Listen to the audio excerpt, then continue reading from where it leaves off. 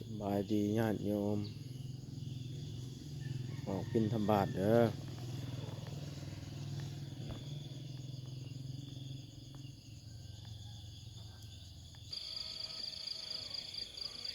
มืดคือเพิ่นสิตกเด้อศรัทธาญาติโยมเด้อ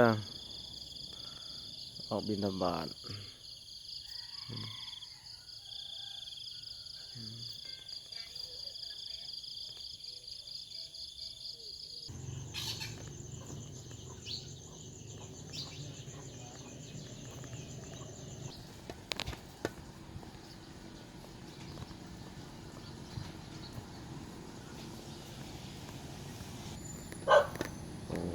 เดินบิณฑบาต